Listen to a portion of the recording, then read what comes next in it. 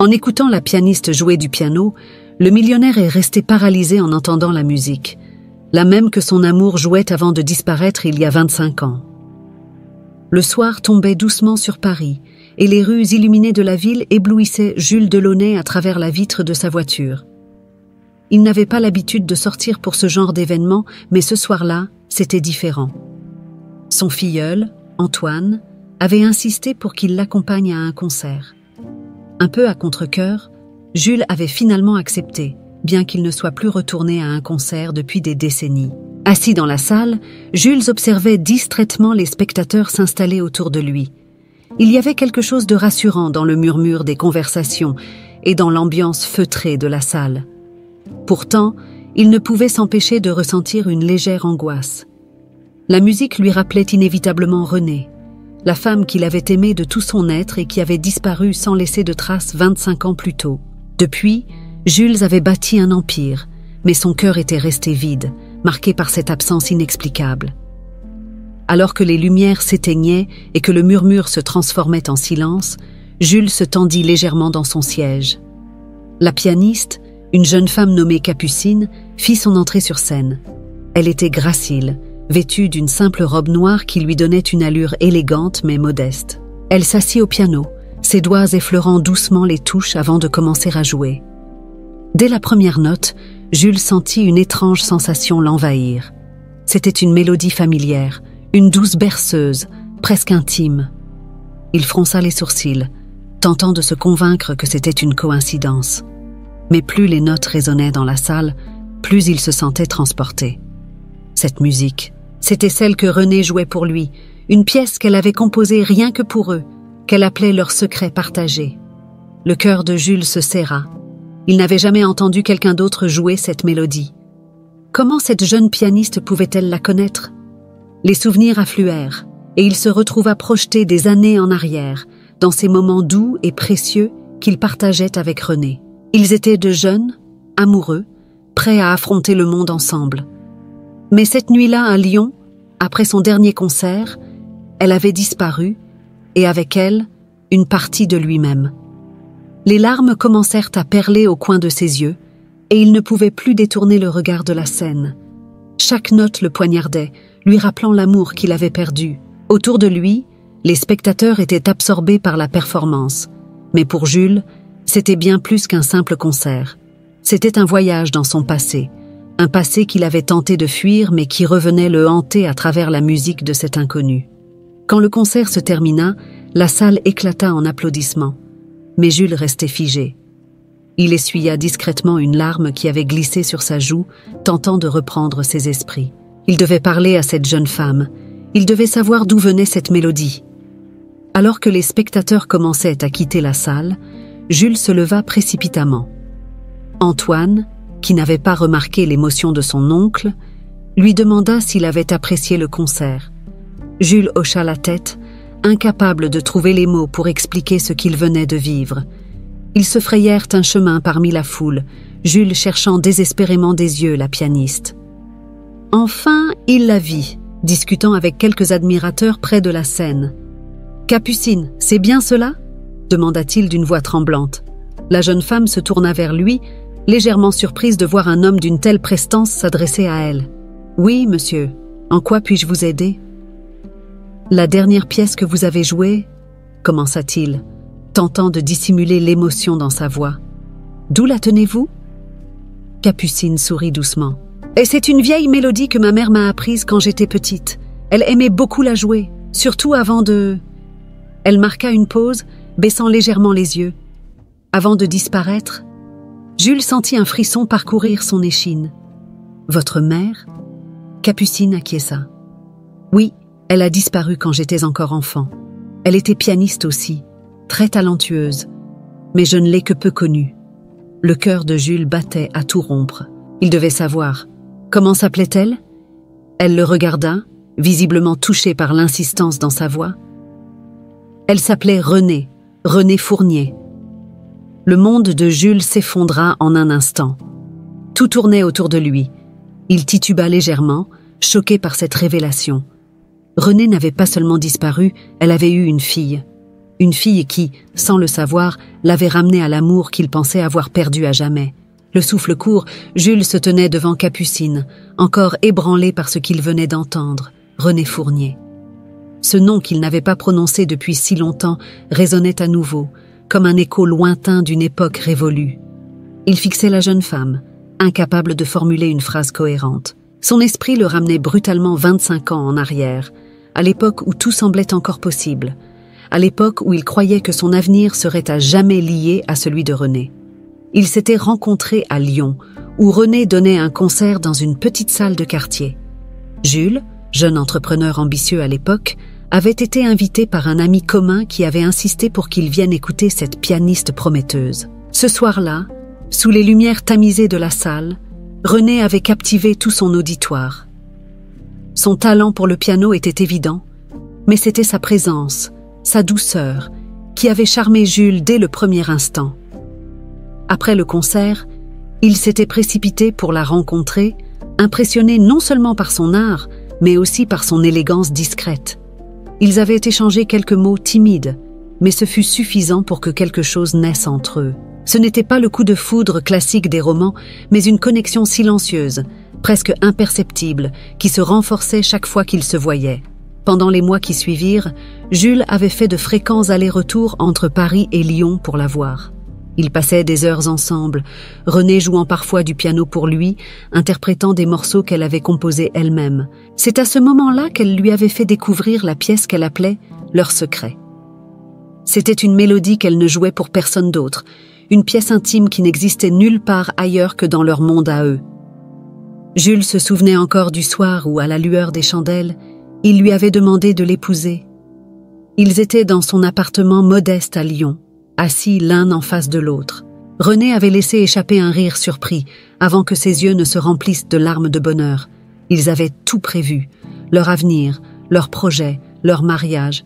Tout semblait si parfait. Mais le destin, cruel et imprévisible, avait tout balayé d'un revers de main.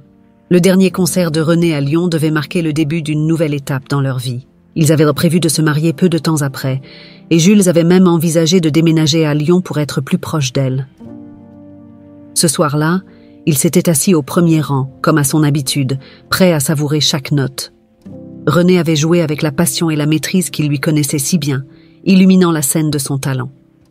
Après le concert, elle devait le rejoindre pour dîner, mais elle n'était jamais venue.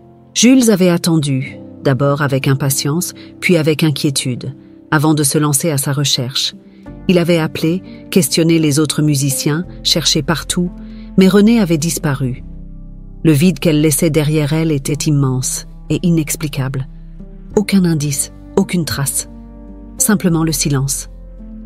Les mois suivants furent un cauchemar pour Jules. Il avait mobilisé toutes ses ressources, engagé des détectives, contacté la police, mais personne ne semblait savoir où elle était passée. Certains disaient qu'elle avait peut-être décidé de fuir, mais Jules ne pouvait croire à cette théorie. René ne lui aurait jamais fait ça. Leur amour était réel, profond. Il en était convaincu.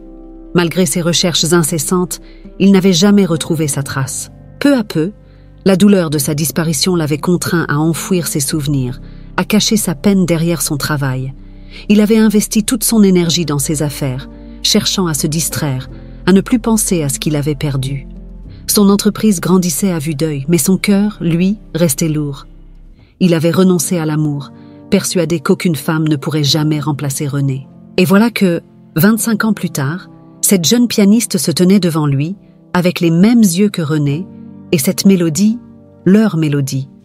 Comment était-ce possible? Le destin jouait-il encore avec lui? Jules reprit enfin son souffle. « René était votre mère ?» murmura-t-il, comme s'il avait du mal à y croire. Capucine hocha doucement la tête.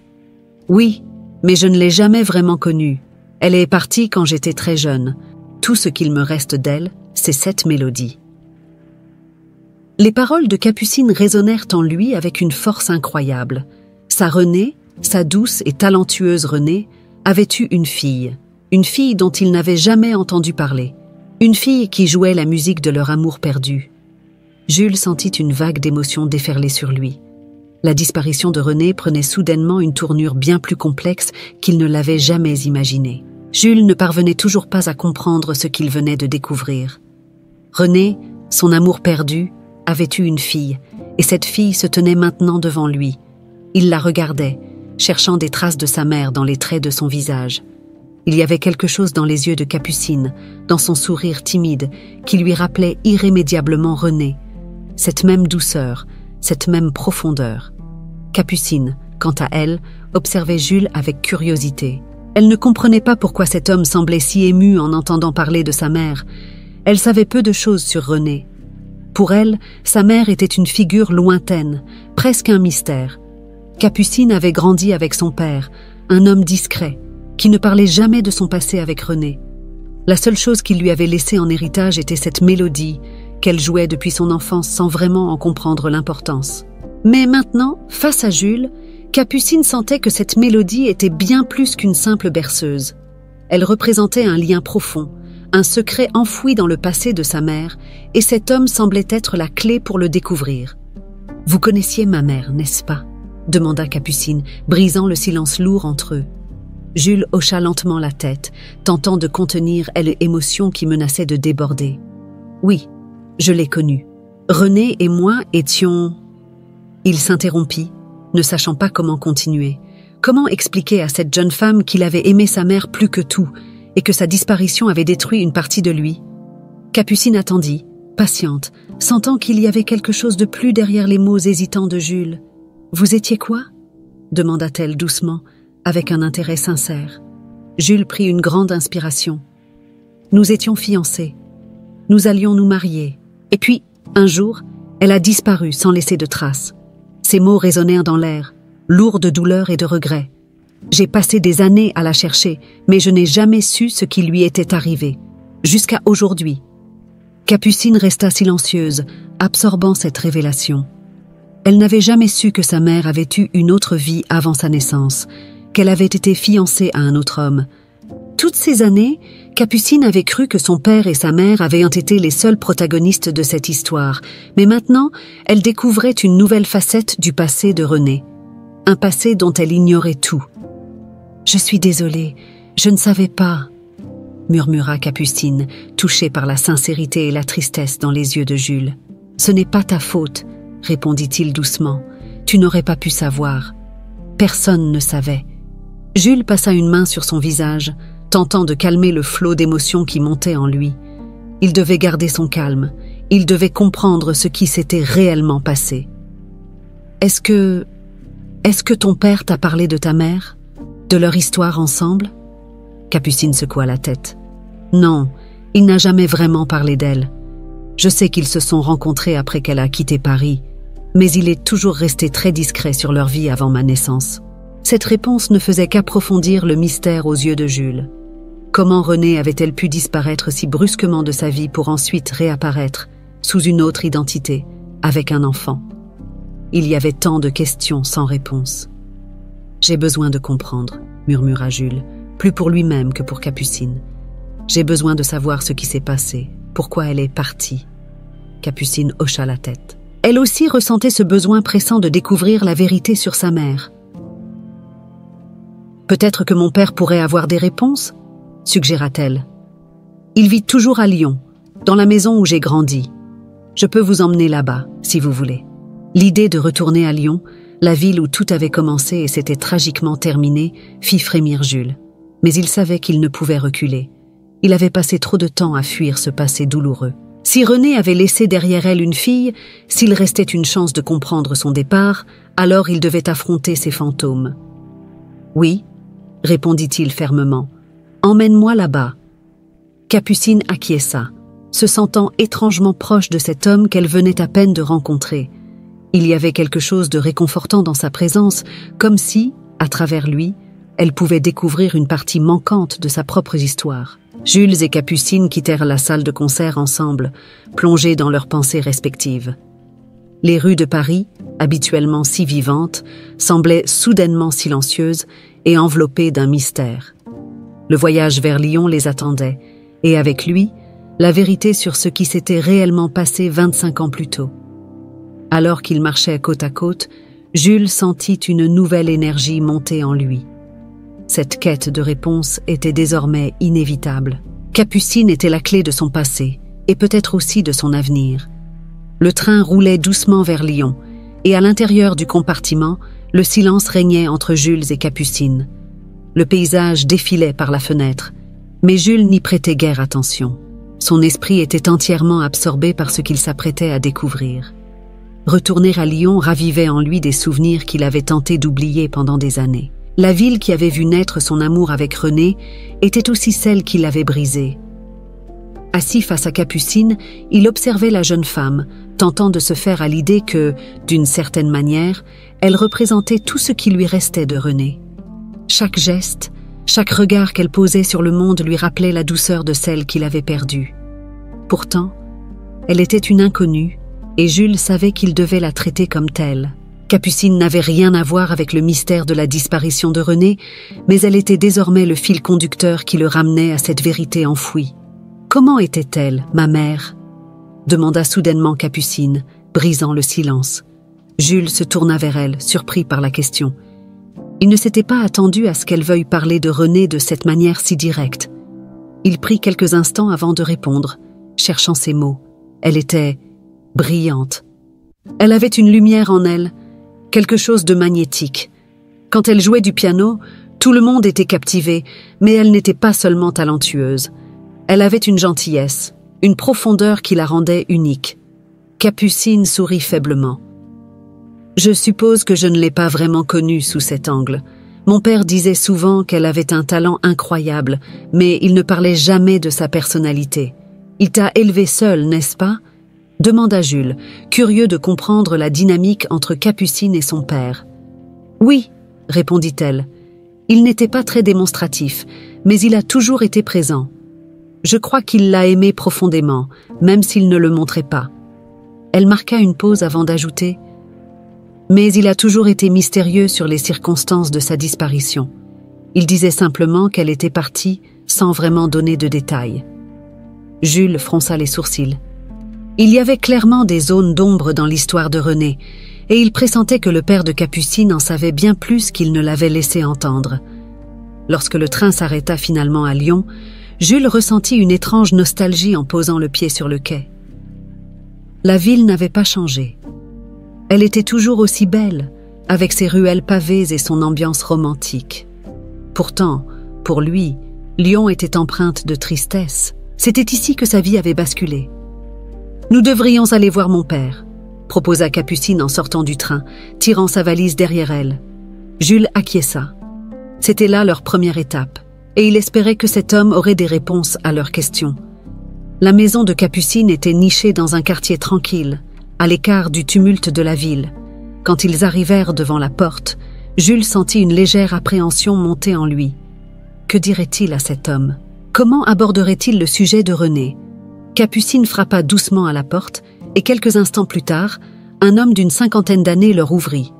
Il était grand, les cheveux grisonnants, et son regard semblait fatigué, comme celui de quelqu'un qui portait un fardeau depuis trop longtemps. « Papa, je t'ai amené quelqu'un », dit Capucine en souriant légèrement. L'homme posa son regard sur Jules, visiblement surpris par la présence d'un étranger. « Bonjour !» dit-il, d'une voix rauque. « Qui êtes-vous ?»« Jules Delaunay », répondit-il simplement, tendant la main.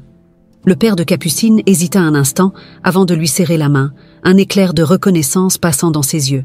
« Delaunay, vous étiez l'ami de René, n'est-ce pas ?»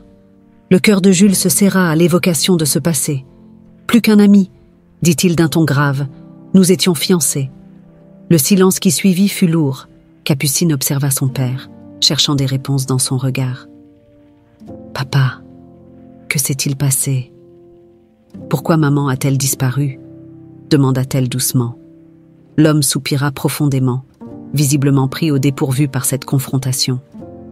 Il recula légèrement, les invitant à entrer.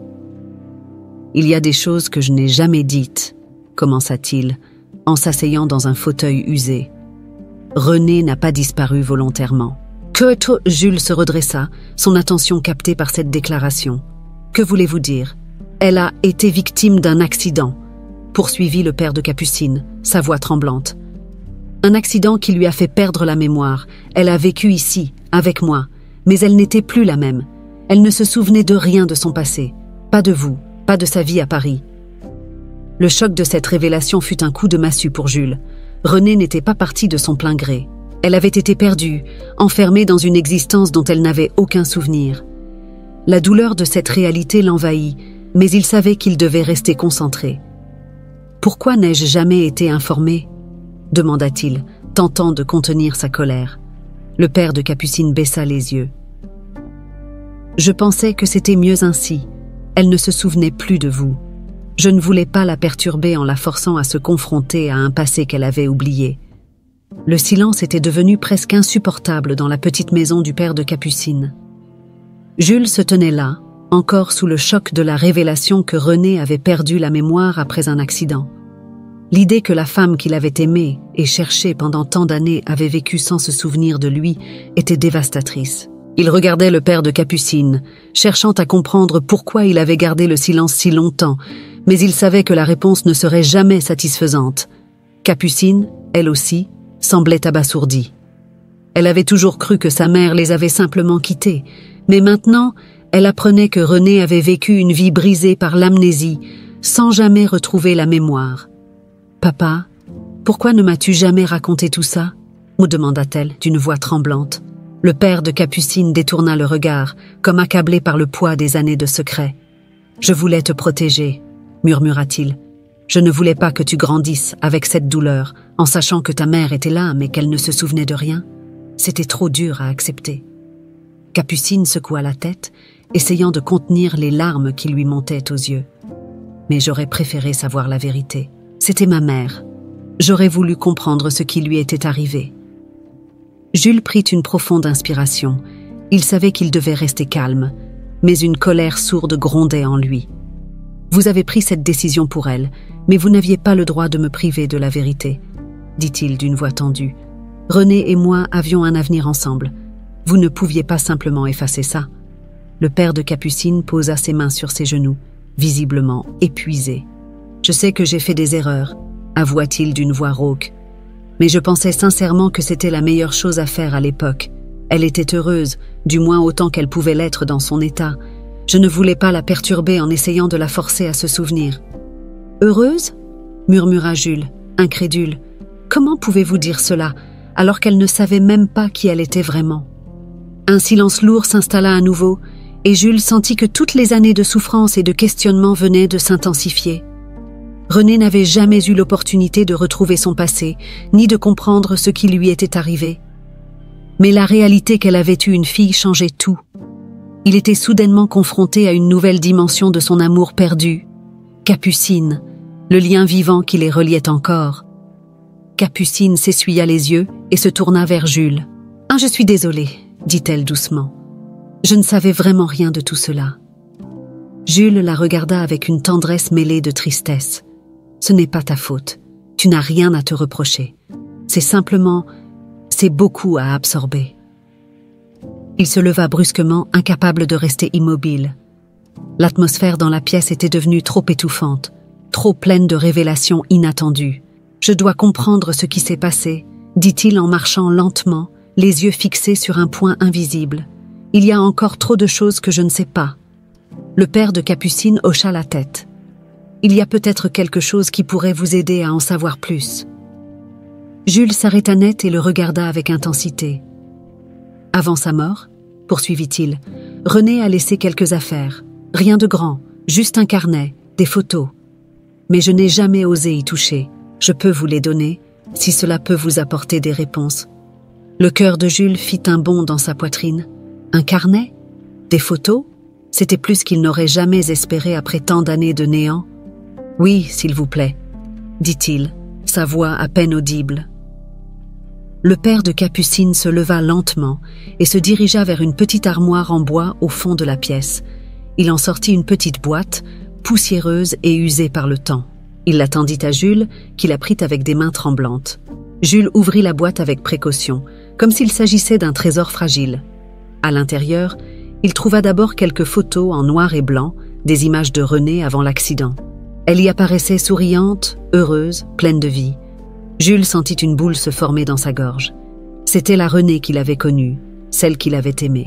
Puis, Au fond de la boîte, il trouva un carnet en cuir, usé par le temps. Il l'ouvrit lentement, les pages légèrement jaunies craquant sous ses doigts. À l'intérieur, il y avait des notes, des pensées et quelques fragments de la vie que René avait vécue avant l'accident. Mais une chose attira particulièrement l'attention de Jules.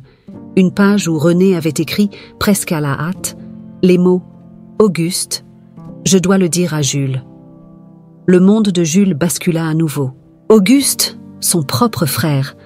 Pourquoi René aurait-elle mentionné son nom dans ses notes, juste avant de disparaître? Il tourna la page avec une inquiétude grandissante, mais la suite était illisible, effacée par le temps ou l'eau. Jules sentit la colère monter en lui. Que signifiait ce message? Que cachait son frère? « Qui est Auguste ?» demanda Capucine en observant l'expression sombre de Jules. « Mon frère » répondit-il d'une voix grave. « Et je crois qu'il est lié d'une manière ou d'une autre à tout cela. » Le mystère s'épaississait, et Jules savait que pour obtenir des réponses, il allait devoir confronter son passé de manière encore plus profonde, et surtout faire face à son propre frère. Les mots « Auguste », je dois le dire à Jules, résonnaient dans la tête de Jules, comme une cloche funeste. Son frère, Auguste, mentionné dans les dernières pensées de René, éveillait en lui des soupçons qu'il n'aurait jamais osé envisager auparavant. Auguste, son confident, son partenaire en affaires, avait-il joué un rôle dans cette tragédie? Jules se sentit submergé par une vague de confusion et de colère. Capucine observait Jules avec inquiétude, consciente que quelque chose d'important venait de surgir dans l'esprit de cet homme qu'elle commençait à connaître. « Est-ce que ça va ?» demanda-t-elle doucement, son regard ancré dans celui de Jules. « Non, ça ne va pas », répondit-il, son ton plus froid qu'il ne l'aurait voulu. Il serra le carnet dans ses mains. « Mon frère, Auguste ?» Il hésita, cherchant ses mots. « Nous avons toujours été proches, enfin, je le croyais. Mais pourquoi René aurait-elle écrit son nom avant de disparaître ?» Capucine fronça les sourcils. « Vous pensez qu'il pourrait être impliqué ?» Jules hocha lentement la tête. « Je ne sais pas quoi penser, mais une chose est sûre, je vais devoir lui parler.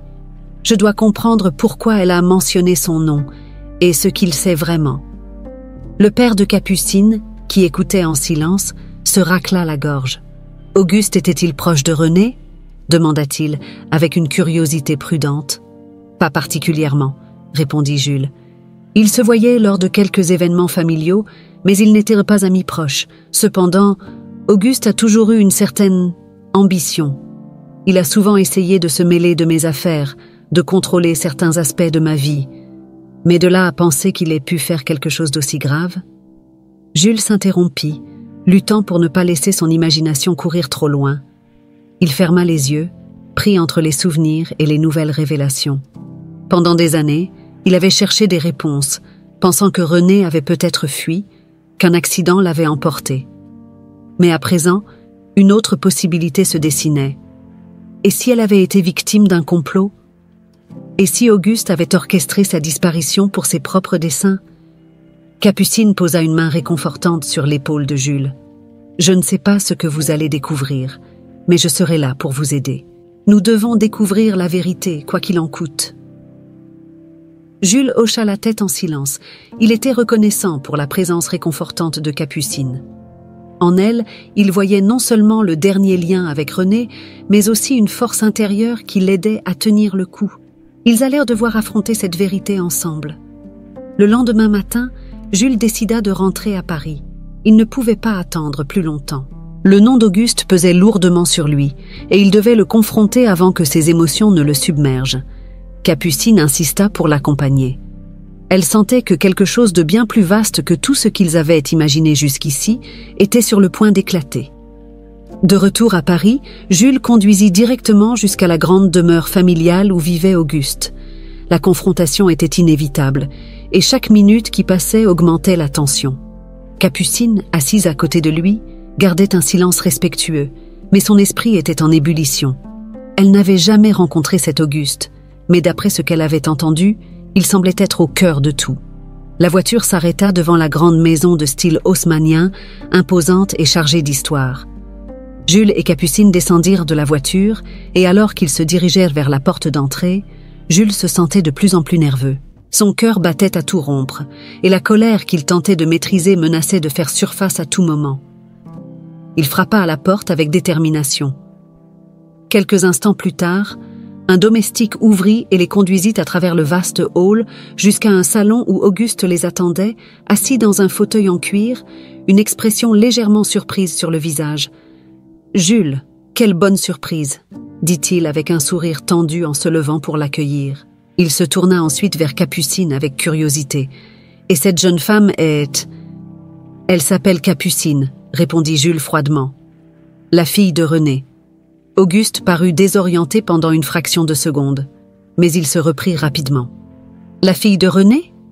répéta-t-il lentement, comme s'il n'arrivait pas à saisir l'information. Mais Jules ne laissa pas son frère continuer.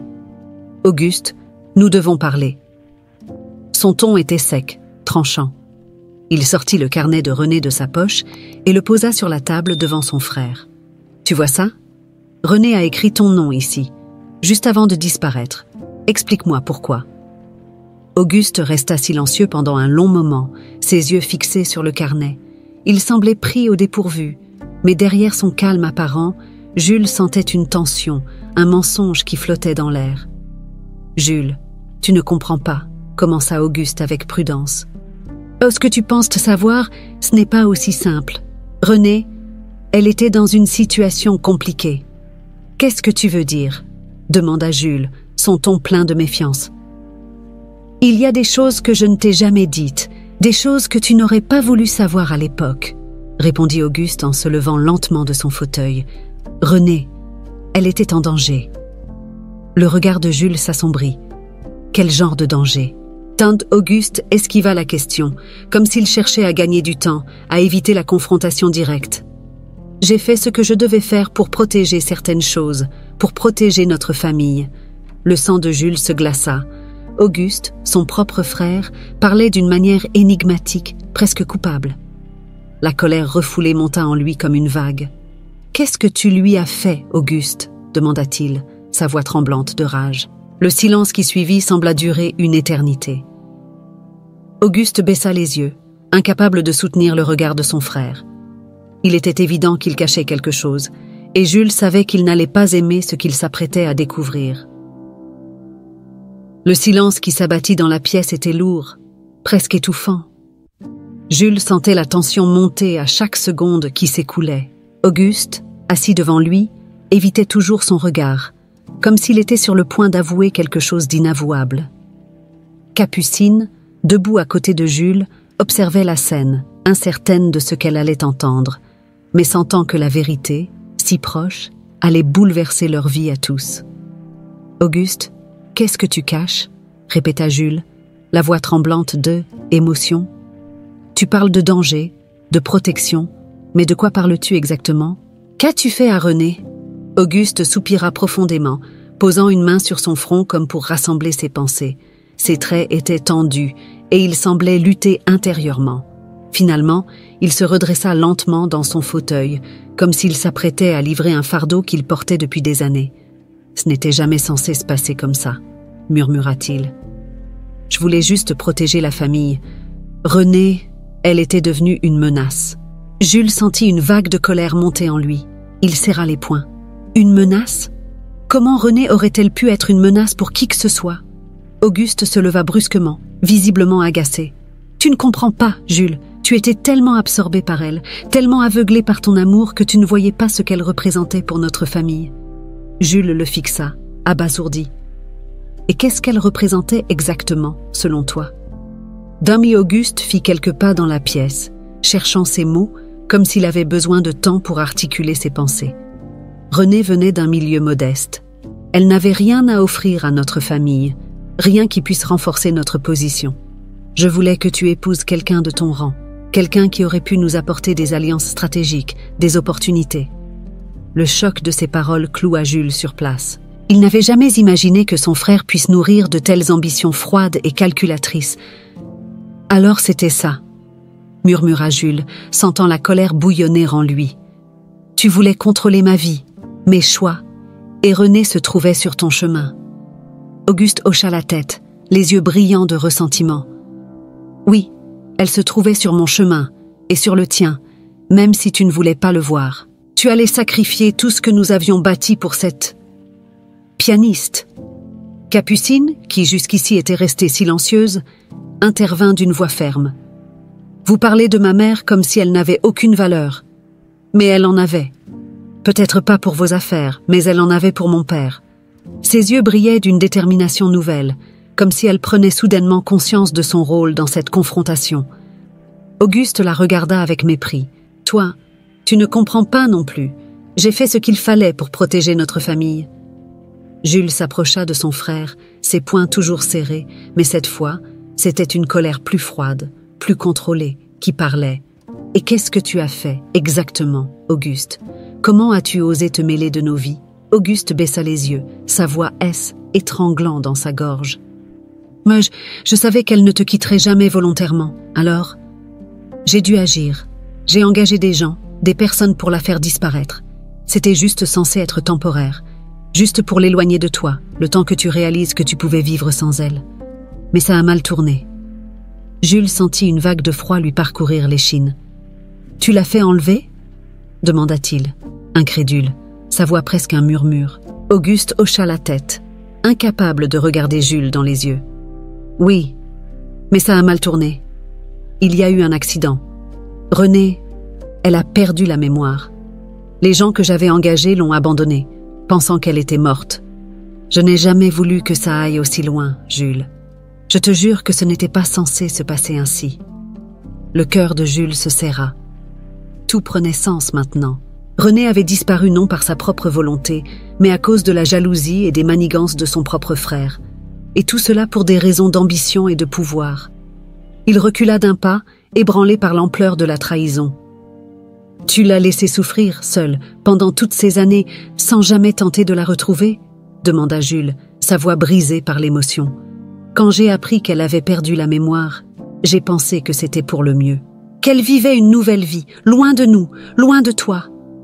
Je pensais qu'elle finirait par se reconstruire et que toi, tu passerais à autre chose. » Jules sentit une rage incontrôlable monter en lui. Comment son propre frère avait-il pu faire une telle chose? Comment avait-il pu sacrifier Renée, et par extension toute leur relation, pour des raisons aussi futiles? Capucine, les larmes aux yeux, observait la scène avec horreur.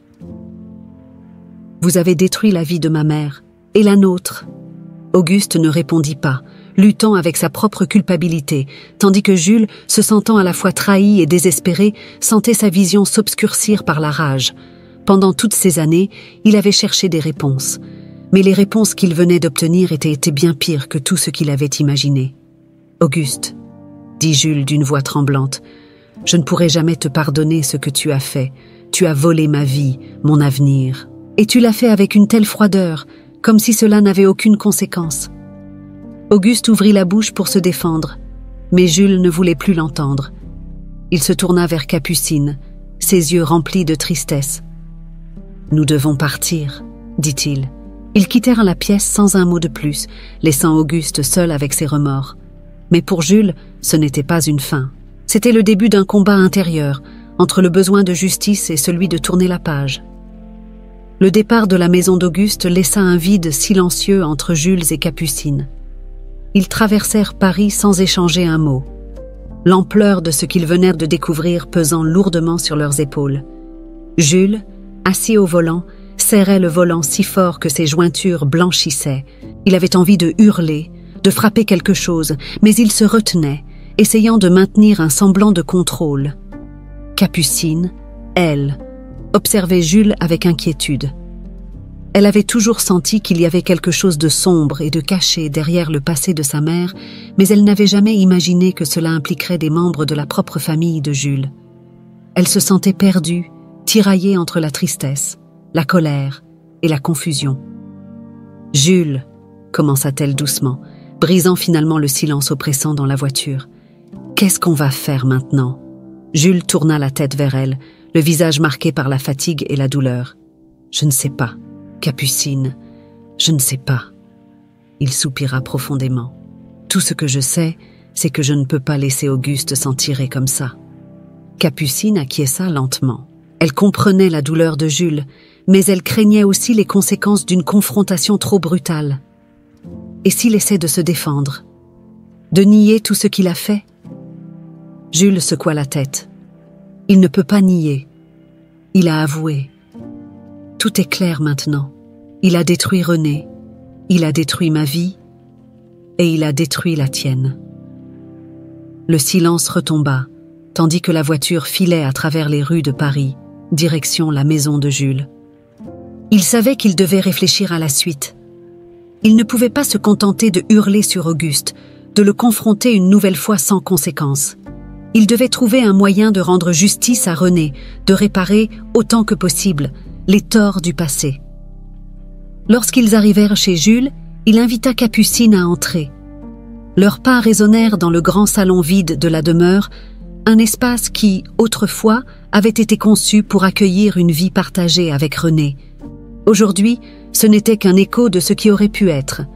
Jules s'effondra dans un fauteuil, le visage entre les mains. « Comment as-tu fait pour vivre avec tout ça pendant si longtemps ?»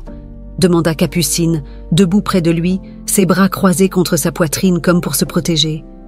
Jules releva lentement la tête. « J'ai enfoui la douleur.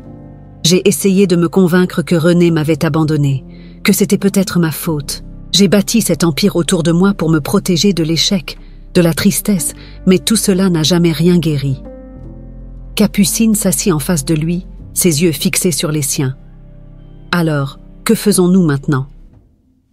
Jules savait qu'elle attendait une réponse, mais il ne pouvait offrir que des incertitudes. Il se leva et se dirigea vers la fenêtre, observant les rues parisiennes en contrebas. « Je dois confronter Auguste à nouveau. Cette fois, pas seulement avec des mots, mais avec des actions. Je ne peux pas le laisser continuer à vivre sa vie sans conséquence. » Capucine se leva et s'approcha de lui. « Qu'est-ce que cela signifie ?» Jules réfléchit un instant. Il savait qu'il devait faire preuve de prudence. La rage et le désir de vengeance brûlaient en lui, mais il devait rester rationnel. Il doit payer pour ce qu'il a fait, d'une manière ou d'une autre. Mais je ne suis pas un homme de vengeance brutale. Ce que je veux, c'est justice. Capucine posa une main réconfortante sur son bras. Et comment comptes-tu y parvenir?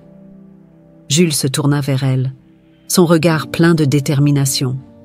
Il y a des preuves, le carnet de René, ses écrits. Et s'il le faut, je pourrai révéler la vérité aux autorités.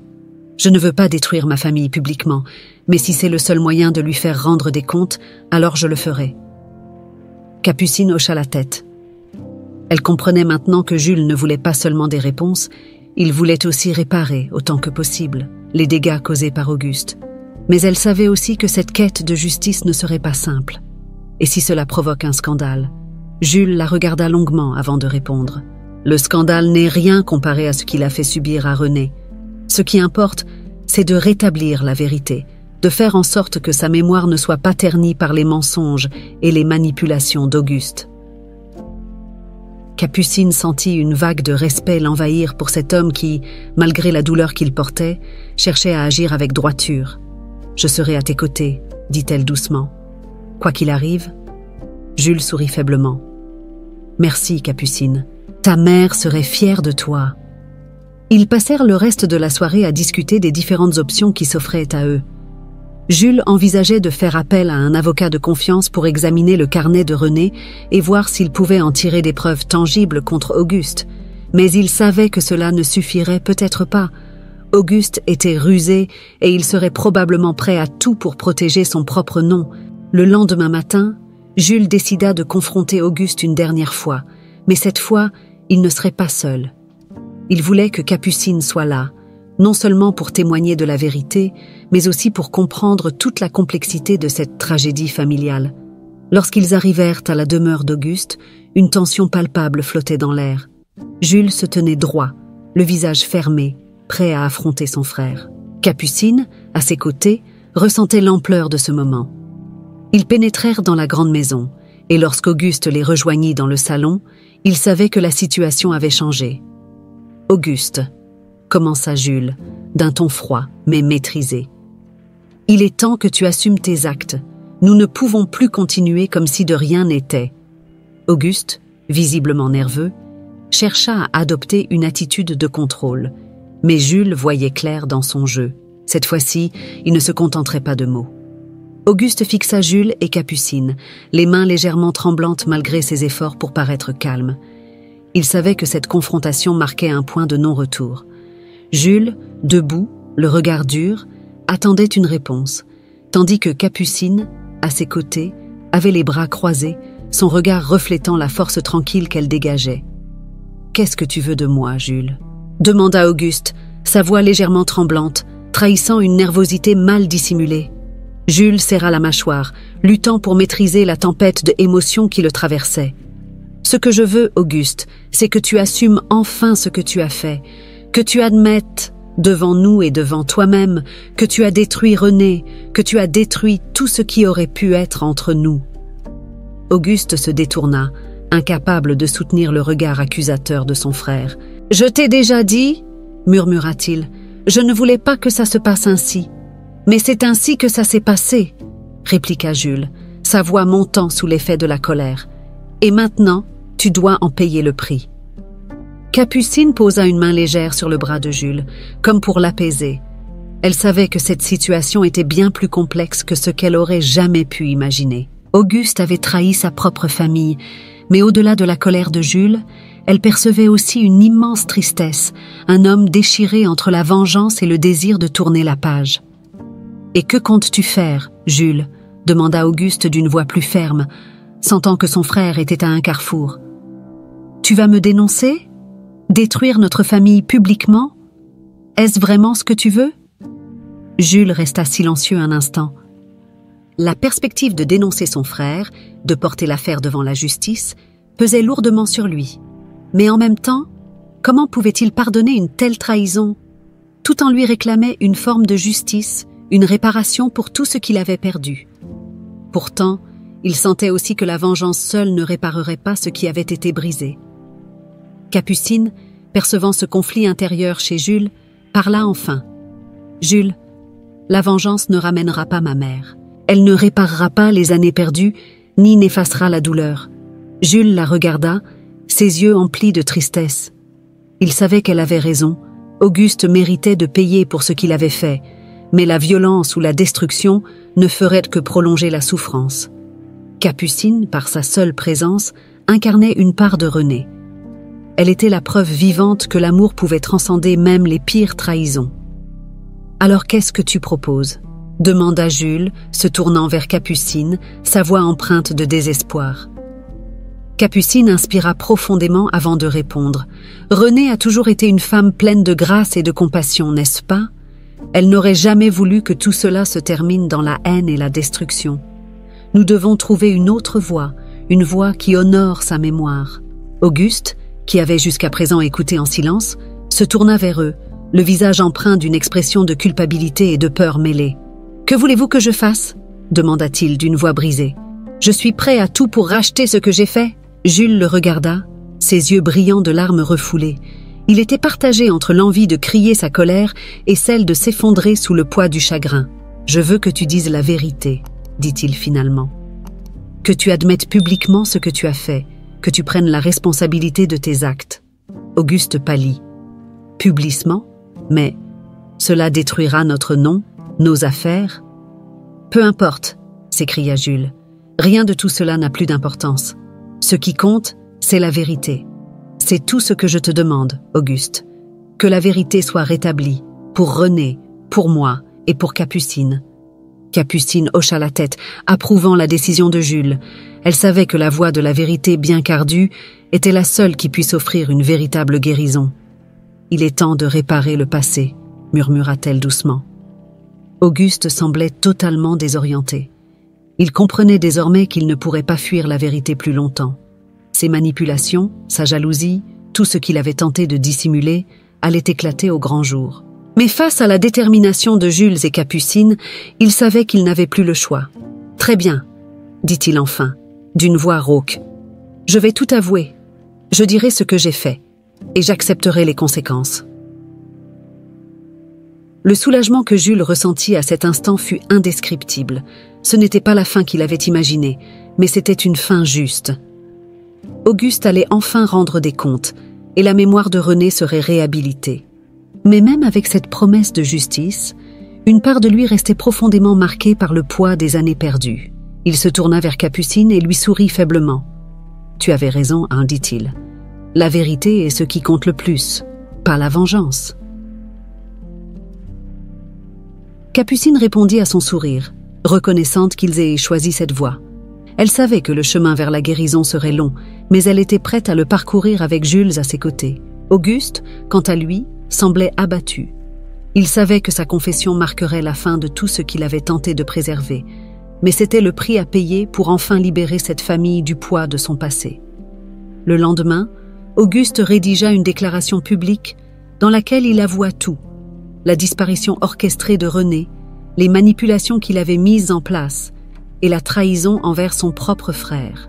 Le scandale éclata dans les médias, secouant les cercles d'affaires parisiens, mais pour Jules, cela importait peu. Ce qui comptait, c'était que la vérité, après tant d'années de mensonges, soit enfin connue de tous. Capucine, de son côté, ressentait un mélange d'émotions contradictoires. La justice avait été rendue, mais cela n'effaçait pas le chagrin. Pourtant, elle savait qu'à travers tout cela, elle avait retrouvé bien plus qu'une vérité perdue. Elle avait trouvé une nouvelle famille en Jules, et peut-être même un espoir de réconciliation avec son propre passé. Les jours qui suivirent la confession publique d'Auguste furent marqués par une tempête médiatique. Le nom des Delaunay, autrefois synonyme de prestige et de succès, était désormais éclaboussé par le scandale. Les journaux se délectèrent des révélations, dépeignant Auguste comme le frère jaloux qui avait détruit une histoire d'amour pour des raisons d'ambition personnelle. Jules, quant à lui, ressentait un mélange d'apaisement et de désarroi.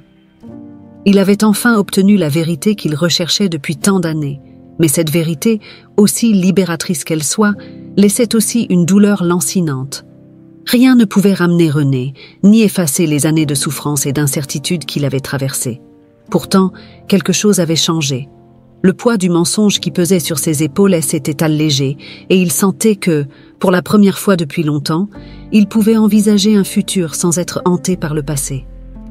Capucine restait à ses côtés tout au long de cette période tumultueuse. Elle observait avec admiration la manière dont Jules affrontait les conséquences du scandale, avec une dignité et une résilience qui forcèrent le respect. Elle aussi avait été marquée par les événements récents, mais à travers tout cela, elle sentait une connexion de plus en plus profonde avec cet homme qui partageait une partie de son histoire et qui, désormais, était devenu une figure centrale dans sa vie. Un matin, alors qu'il prenait un café dans la cuisine de Jules, Capucine rompit le silence qui régnait depuis plusieurs minutes. « Jules, dit-elle doucement, as-tu pensé à ce que tu feras maintenant ?» Jules leva les yeux de sa tasse, réfléchissant à la question. « Je ne sais pas encore, » répondit-il honnêtement. « Tout ce que j'ai construit, toutes ces années, était basé sur une illusion. Je me suis jetée dans les affaires pour éviter de penser à René, mais maintenant que tout est révélé, je dois repenser ma vie. » Capucine hocha la tête, comprenant ses dilemmes. « Peut-être que tu as enfin la chance de commencer quelque chose de nouveau, de vraiment tourner la page. » Jules esquissa un sourire. « Peut-être, mais ce n'est pas si facile. » Il y eut un silence, puis Jules reprit la parole, sa voix plus grave. « Et toi, Capucine, comment te sens-tu avec tout ce qui s'est passé ?» Capucine posa sa tasse, cherchant les mots justes. « C'est étrange. D'une part, je suis soulagée que la vérité soit enfin connue, mais d'autre part, il y a toujours cette douleur. Ma mère a souffert à cause de tout cela, et je ne pourrai jamais vraiment la retrouver. » Jules hocha lentement la tête. « Nous avons tous perdu quelque chose dans cette histoire, » murmura-t-il. « Oh, mais maintenant que la vérité est sortie, il ne nous reste plus qu'à avancer. » Capucine prit une grande inspiration, réfléchissant à ce que Jules venait de dire. « Penses-tu pouvoir pardonner à Auguste ?» La question suspendit le temps. Jules savait qu'elle viendrait, mais il ne s'y était pas encore réellement confronté.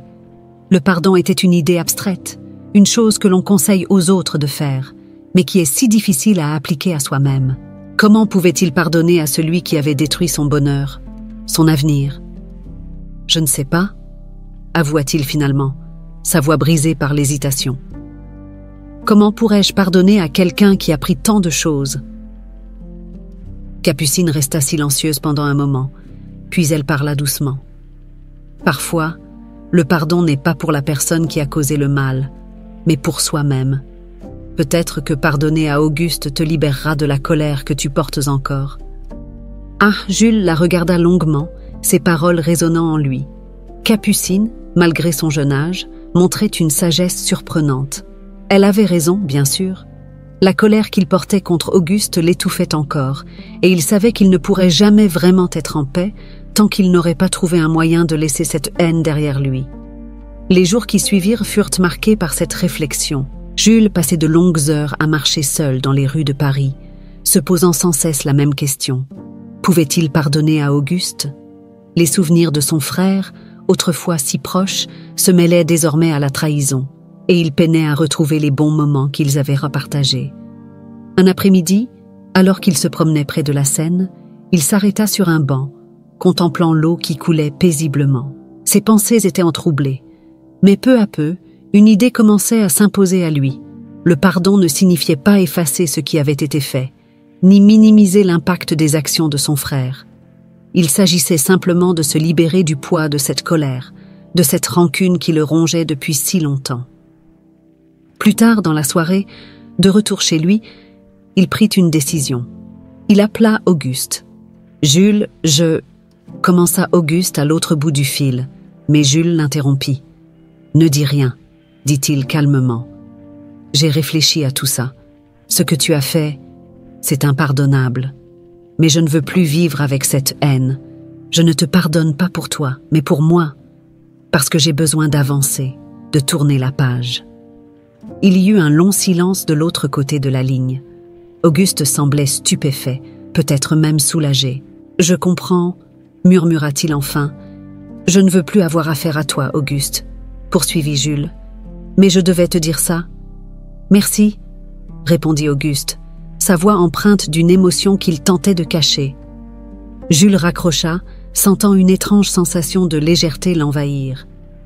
Ce n'était pas une libération immédiate, mais c'était un début.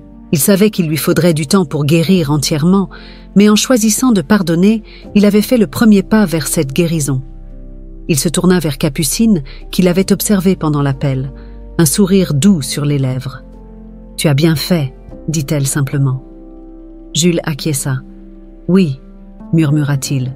« Je crois que oui. » Les semaines qui suivirent l'appel à Auguste furent marquées par un calme inattendu dans la vie de Jules. Le scandale médiatique s'était peu à peu estompé, et les affaires de la famille Delaunay, bien qu'ébranlées, avaient retrouvé un semblant de stabilité. Mais ce n'était plus cela qui comptait vraiment pour Jules. Pour la première fois en des décennies, il sentait qu'il avait la possibilité de vivre autrement, de choisir une nouvelle voie. Il avait pardonné à Auguste, non pas pour effacer ce qui s'était passé, mais pour s'offrir la possibilité de tourner la page. Et à travers ce processus, il avait trouvé quelque chose de bien plus précieux, une connexion avec Capucine, la fille de René. Chaque jour passé avec elle lui rappelait que, malgré les années perdues, une part de René vivait encore à travers cette jeune femme talentueuse et pleine de vie. Un matin, alors qu'ils partageaient un petit déjeuner tranquille, Capucine brisa le silence avec une question qu'elle semblait ruminer depuis un moment.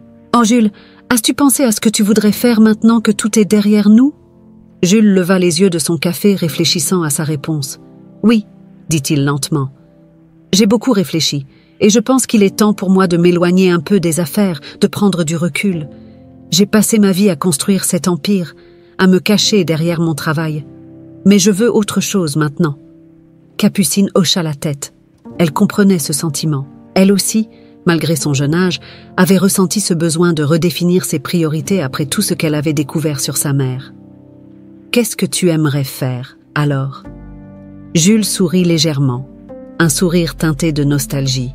« Je ne sais pas encore, mais je pense que j'aimerais voyager, revoir des endroits qui me rappellent René, mais cette fois avec un regard différent, et peut-être même explorer des lieux que je n'ai jamais pris le temps de visiter. » Capucine réfléchit à sa propre situation. Depuis la révélation de la vérité sur sa mère, elle avait senti naître en elle un nouveau désir de comprendre d'où elle venait, de se reconnecter à cette part d'elle-même qu'elle ignorait jusqu'alors. « J'ai toujours voulu en savoir plus sur mes origines, » avoua-t-elle doucement. « Et maintenant que je connais l'histoire de ma mère, Je me demande s'il y a encore des choses que je pourrais découvrir à son sujet. » Jules hocha la tête, conscient que cette quête d'identité était aussi importante pour Capucine que sa propre recherche de paix intérieure. « Peut-être devrions-nous partir ensemble, alors ?» proposa-t-il avec un sourire. « Explorer le passé de René, mais aussi envisager l'avenir. » Capucine sourit, touchée par cette proposition. Elle sentait que leur lien, bien que né de la douleur et de la trahison, s'était transformé en quelque chose de plus fort, de plus authentique. Jules était devenu une figure importante dans sa vie, et l'idée de partager ce voyage avec lui semblait naturelle. Les jours suivants, ils commencèrent à planifier leur voyage. Lyon, bien sûr, serait leur première étape, la ville où René avait disparu et où Capucine avait grandi. Mais après cela, ils envisagèrent d'autres destinations, des lieux où René avait donné des concerts, des endroits qui avaient marqué sa vie avant l'accident. Le voyage ne serait pas seulement une recherche de réponses, mais aussi une manière pour Jules et Capucine de se rapprocher, de reconstruire un lien familial inattendu. La veille de leur départ, Jules se tenait seul dans son bureau, observant la vue sur Paris à travers la grande fenêtre. Il repensait à tout ce qui s'était passé ces derniers mois. La découverte de la vérité, la confrontation avec Auguste, la décision de pardonner. Il savait que ce n'était pas la fin de son cheminement intérieur, mais plutôt le début d'une nouvelle étape. Capucine le rejoignit dans le bureau, interrompant ses pensées. « Prêt pour demain ?» demanda-t-elle avec un sourire. Jules se tourna vers elle et acquiesça. « Oui, plus près que jamais. » Le lendemain matin, ils partirent pour Lyon. Le trajet en train, similaire à celui qu'ils avaient pris des semaines plus tôt, avait un tout autre sentiment cette fois. Ce n'était plus un voyage vers des réponses douloureuses, mais une quête de paix, une manière de faire la paix avec le passé et d'envisager un futur différent. Arrivés à Lyon, ils visitèrent les lieux où René avait vécu, les salles de concert où elle avait joué, les cafés où elle aimait se rendre. Chaque endroit était imprégné d'une mémoire vive, mais cette fois, Jules et Capucine ne se laissaient pas submerger par la douleur. Ils parlaient de René, de ses talents, de son sourire, et au fil des jours, la tristesse laissait place à la gratitude. Gratitude d'avoir connu cette femme exceptionnelle, même si c'était à travers des souvenirs douloureux. Le dernier soir de leur séjour à Lyon, Jules et Capucine assistèrent à un concert dans une petite salle intime, celle où René avait donné son dernier récital.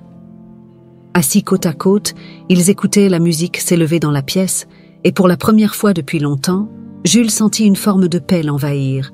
Il se tourna vers Capucine et lui murmura « Ta mère aurait été si fière de toi. » Capucine sourit, les larmes aux yeux, mais des larmes de joie cette fois. « Merci, Jules. » Alors que la musique continuait de résonner autour d'eux, Jules sut qu'il avait enfin trouvé ce qu'il cherchait depuis si longtemps.